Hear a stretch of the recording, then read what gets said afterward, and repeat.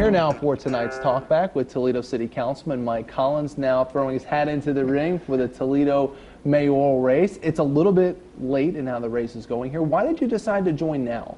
Well, it was a decision. I mean, we either had to make the decision now or just forego the opportunity.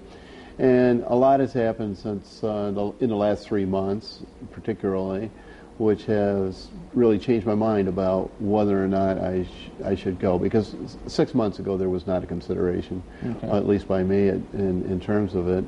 And then having 3 months into this new year and in the budget, and recognizing the frustration that I was having as a result of what we're trying to do and laying off of police officers and that. And finally, last week, we had the opportunity to really discuss it, my wife and I, and then I transferred that conversation over to the kids, over to the girls, and it was with their concerns and, frankly, their support that created for me the thought that I would pursue this. What specifically over the last 3 months has really frustrated you and really pushed you to this point?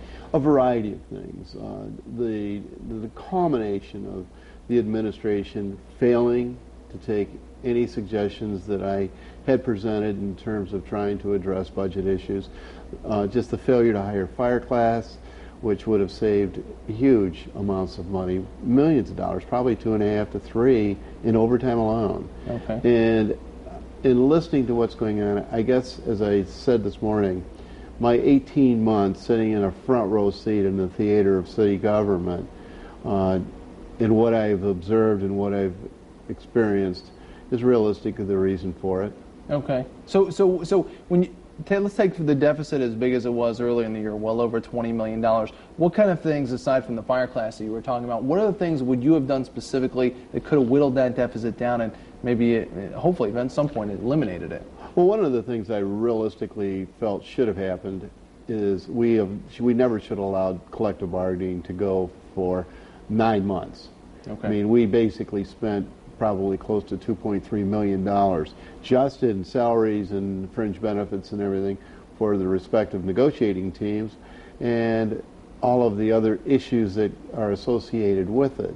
The additional hours that were required, manpower hours for the 101, or the fire situation, the fire staffing, the 103 role.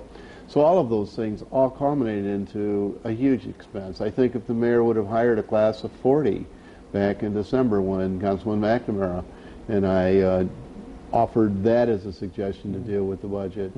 So it's not just one simplistic issue. In the last 3 months, I think it's the way the issues accelerated within the government.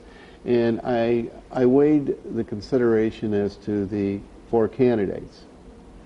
And while I think Toledo was very fortunate in this election process because each of them are very intelligent and very dedicated individuals.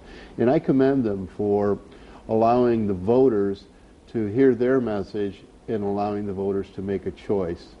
And so I thought after all was said and done, I offer a different perspective than they do. And I think I've had 18 months of on-the-field training, which provides for me, I think, the opportunity to go with not too many surprises. Okay, sitting in the front row trying to take the top spot there. Michael Collins, Toledo City Councilman, thank you very much for your time, and that is tonight's Talk Back.